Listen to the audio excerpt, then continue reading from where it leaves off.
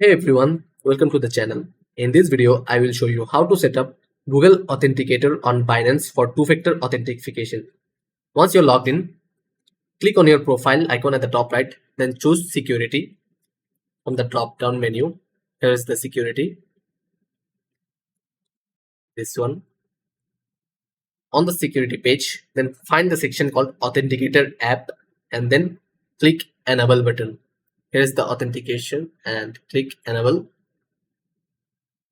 Binance will now show you a 16-digit setup here.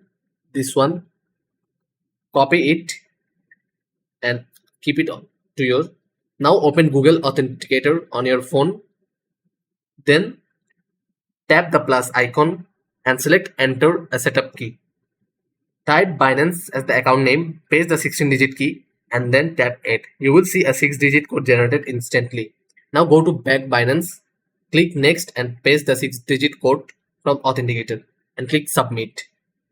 And that's it. You have successfully entered and enabled Google Authenticator on your Binance account.